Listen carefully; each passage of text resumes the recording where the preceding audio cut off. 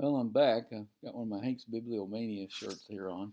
Um, I've been doing these on Saturdays, and I feel good. I have my chemo on Friday, and then Saturday afternoon still, first 24 hours, I feel good. Saturday evening, I start to feel lousy, and then on Sundays, I feel really bad. Last Sunday, in fact, I passed out. I was the first time in my life I passed out.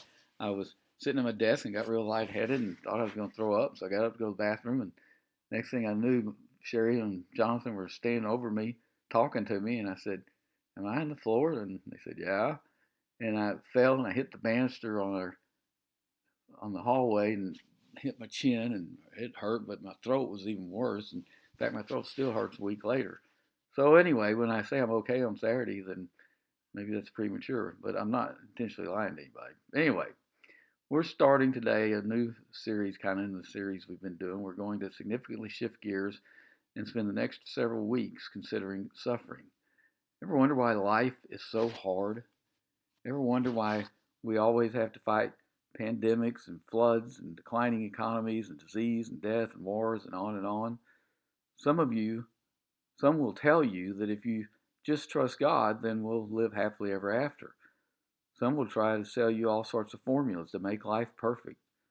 Some will even try to tell us that all pain is a figment of our imagination. But as Wesley, the hero in The Princess Bride, says, life is pain. Anybody who says differently is selling something. It's true, life is hard, and any expectation otherwise is foolish. God, in fact, repeatedly promises us that we will have trouble in life. Jesus says in John 16:33, in this world you will have trouble. The book of Job says, man is born to trouble. Job 5:7. But why does life have to be this way? Why didn't God come up with a better plan? Why doesn't God protect us from bad things? How can we trust God when He allows things like pandemics or failing economies or whatever? This is the basic issue that we are going to be dealing with for the next several weeks. Today we begin the process of putting together, as it were, the pieces of a jigsaw puzzle. Hopefully in a few weeks we'll put together enough pieces to have a more complete, but never completely complete, picture. But today let's begin to consider why life is so hard. If you know the basic story of history, then you know that God originally designed life to be perfect. God created the first few humans, Adam and Eve, and put them in the Garden of Eden. Adam and Eve had a perfect relationship with each other and with God and with their environment. They had, as it were, heaven on earth. But prior to their creation, God's highest ranking angel, Lucifer, became jealous of God, and motivated by pride, he tried to overthrow God. He failed in his attempt, but when God created Adam and Eve in Eden, Satan went to Eden to try to tempt Adam and Eve into also rebelling against God, into going his way rather than God's way. And tragically, Adam and Eve took the bait. God put only one limitation upon Adam and Eve in Eden, one test, as it were, by which they could demonstrate their faithfulness to him, and Adam and Eve failed their only test. They chose to follow Satan rather than God, and they plunged all humanity since into sin, chaos, and evil. God pronounced a series of curses upon Satan, Adam, and Eve in Genesis 3.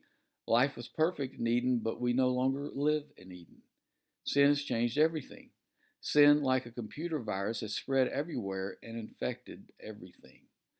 Thus, the first reason why life is so hard is so that every human will feel the burden of sin. God, through the Apostle Paul, says that as a result of mankind's fall into sin, everything in the creation has been defiled. As the New Living Bible paraphrases Romans 8:19, for all creation is waiting eagerly for that future day when God will reveal who his children really are. Against its will, all creation was subjected to God's curse. Verse 22 continues, we know that the whole creation has been groaning as in the pains of childbirth right up to the present time. If you've ever gone through labor, or if you've watched your wife go through labor, it's not an easy process. Carol Burnett said that the best way to try to describe what childbirth feels like would be to take your bottom lip and pull it over the top of your head. Childbirth is an agonizing process, but only lasts a few hours. Imagine all of life being like perpetual childbirth. God says that life outside of Eden, life in a fallen world, is like continually experiencing the stress of childbirth. Chris Teigen puts it like this: Eden's gone. There we met with God. He was no distant deity in our minds, but a companion. There we attended to the lamb, but everything was abundantly supplied. No one died there. No one even got hurt there. There was no decay, no sorrow, no pain, but Eden is gone. Eden is buried in our, he goes on to say, but Eden is buried deep in our psyches, written somewhere in our genetics, and lingering in our desires. We try to reconstruct it here in the wastelands we now inhabit. It's a haunting call from the forgotten past, and we miss it. We live between Eden and heaven, and life here is hard. Life here often hurts. It often disappoints. But God is not wringing his hands and losing sleep over our present circumstances. Before God ever created the world and humans, he planned both our fall and our restoration. Why did God do this? Why did God allow us to plunge all his creation into chaos? Why did he allow, as it were, us to turn over the keys to the world to the devil? I will argue in coming weeks that God has allowed, even ordained evil to bring the greatest glory to himself. I will argue that there are attributes of God, elements of his character, that we could never know apart from the existence of evil. I will argue that there are blessings that we can only experience through suffering. And I will argue that all evil and suffering will ultimately work to God's glory. Question: what is the purpose of life? Why are we here? Why do we exist? Well, as John Piper says, the chief end of man is to glorify God by enjoying him forever. Life is not about us. Life is about God. As Rick Warren begins The Purpose-Driven Life, it's not about you. The purpose of your life is far greater than your personal fulfillment, your peace of mind, or even your happiness. It's far greater than your family, your career, or even your wildest dreams and ambitions. If you want to know why you were placed on this planet, you were born by his purpose and for his purpose. Max Lucado similarly says, our place is not at the center of the universe. God does not exist to make a big deal out of us. We exist to make a big deal out of him. It's not about you. It's not about me. It's all about him. Colossians 1:16 says, all things were created by him and for him. Ephesians 1:11 says that God works out everything in conformity with the purpose of his will. Thus, Chip Tiegreen, in his excellent book, Why a Suffering World Makes Sense, says, everything in the universe is ultimately about God. We're not the center of anything. He is the center of everything. That is why when we cry out in anguish, oh, why are you doing this to me? We're revealing our lowly frame of reference. We're forgetting that we exist for him, not him for us.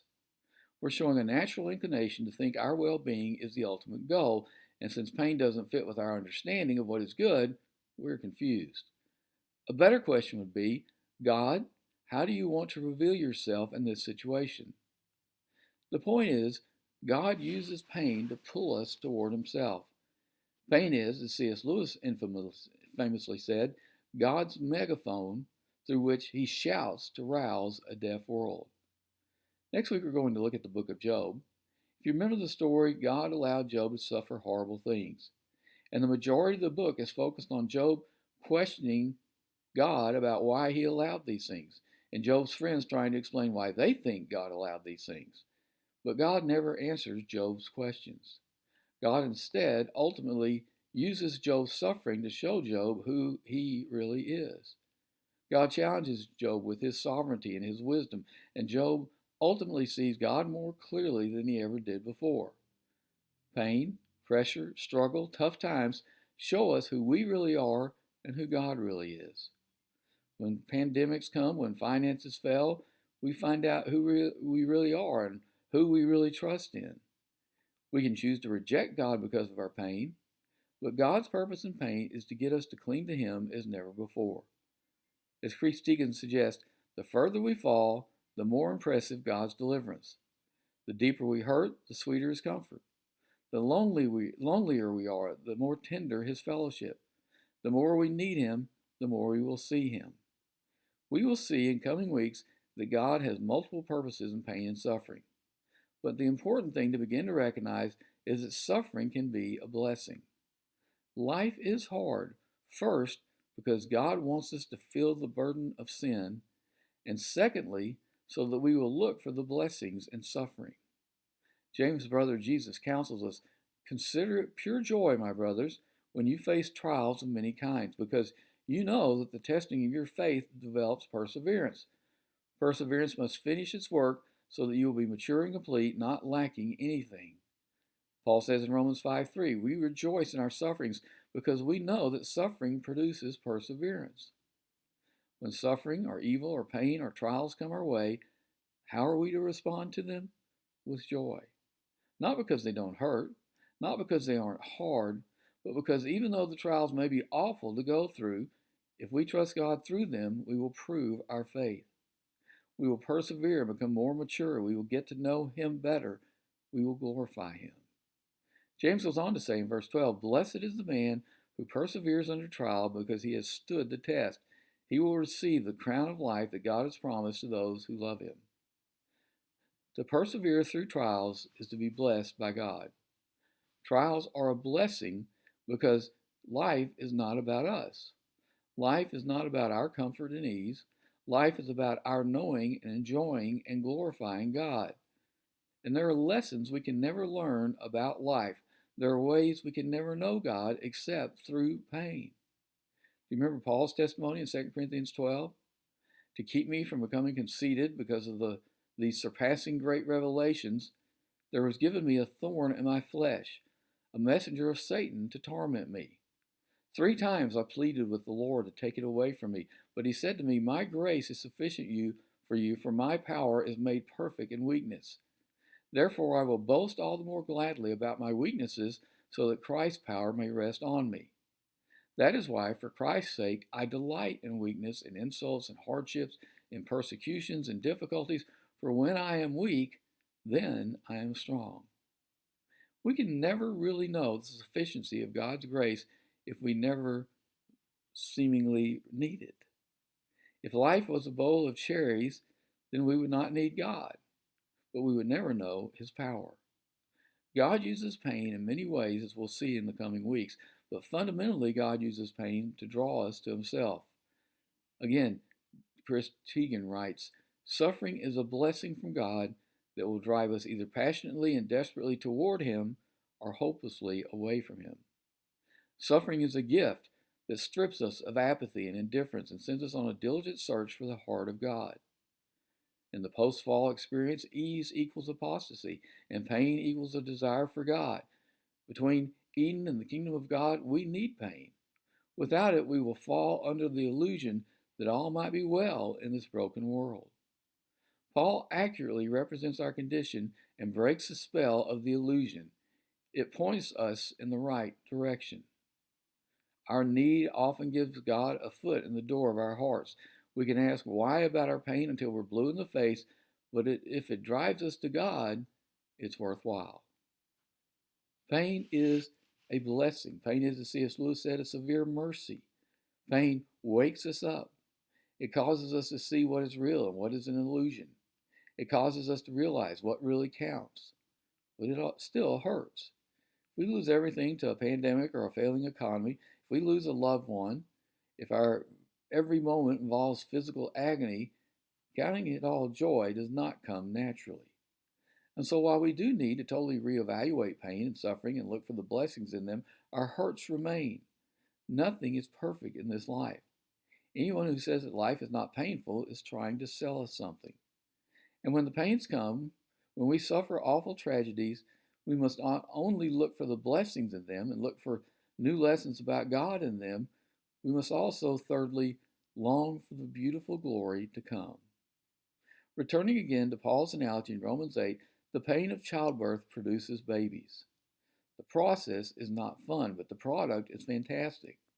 And although God says that all of life is like perpetual childbirth, there is another life to come. One day, all our perpetual pain will finally give birth to a whole new pain-free world. Again, Romans 8:18 says, "I consider that our present sufferings are not worth comparing to the glory that will be revealed in us." Pain should not only help us learn new things about God, it should also make us long to be with God. Malcolm Muggeridge said that the only ultimate disaster that can befall us is forgetting that we are aliens. forgetting our true homeland. C.S. Lewis said, "There have been times when I think I do not desire heaven, but more often I find myself wondering in my heart of hearts whether I've ever desired anything else." Jonathan Edwards says, "All true saints set their hearts upon long love and pray for the promised glory of that day." Revelation 21 describes a new heaven and a new earth where there will be no tears, no death, no mourning, no pain. We spend our lives searching for Eden. But one day, if we're a Christian, we will experience heaven. Life will one day be again what it was originally meant to be. Thus Paul says in 2 Corinthians 4:16, "Therefore do not lose heart. Though outwardly we are wasting away, yet inwardly we are being renewed day by day. For our light and momentary troubles are achieving for us an eternal glory that far outweighs them all." So we fix our eyes not on what is seen, but on what is unseen. For what is seen is temporary, but what is unseen is eternal. Romans 8 and 2 Corinthians 4 picture this life as a groaning for heaven. The very best experiences of this life are but tiny tastes of the glory to come. 1 Corinthians 2 says, "No eye has seen, no ear has heard, no mind has conceived what God has prepared for those who love Him." As Randy Alcorn suggests, this life gives us foretaste and glimpses of the next life. Every joy on earth is an inkling, a whisper of greater joy. The Grand Canyon, the Alps, the Amazon rainforest, the Serengeti plain, these are rough sketches of the new earth. Whenever we see the beauty in water, wind, flowers, deer, man, woman, or child, we catch a glimpse of heaven. Just like the Garden of Eden, the new earth will be a place of sensory delight, breathtaking beauty, satisfying relationships, and personal joy. God Himself prepared mankind's first home on earth. In the same way that God paid attention to the details of the home He prepared for Adam and Eve in Eden, Christ is paying attention to the details as He prepares for us an eternal home. As C.S. Lewis suggested, our world is a shadowland, a copy of something that once was Eden and something that will yet be. In a word, heaven will be an infinitely better version of the best things of this life. And Paul says that all the groanings of this life, when compared to the glories of the life to come, will seem incredibly trivial. Francis Schaeffer said that our problem is that in this life we only see the debit side of the ledger. But when we get to heaven and see the assets, we will exclaim, "Why didn't I see it this way?" C.S. Lewis said our first two words in heaven will be, "Of course." When we get to heaven and see the other side of the ledger, it will be like two scales. On one scale will be all the suffering and trials of this life, and on the other side will be all the glories of the life to come. And the scales will be totally lopsided. The glories of the life to come will totally outweigh the glories of this life. Comparing our present sufferings to the future glory is like comparing a thimble of water to the Pacific Ocean. Nothing is perfect in this life. This life will always include pandemics, financial failures, and other losses. But a perfect life is coming, with glories that will overwhelmingly outweigh all the groanings of this life. Why is life so hard? First, so that we will feel the burden of sin. Second, so that we will look for the blessings and suffering. And third, so that we will long for the beautiful glory to come. May God grant us the wisdom to see what life is really about Him and His glory and the beauty to come, and not this fallen place.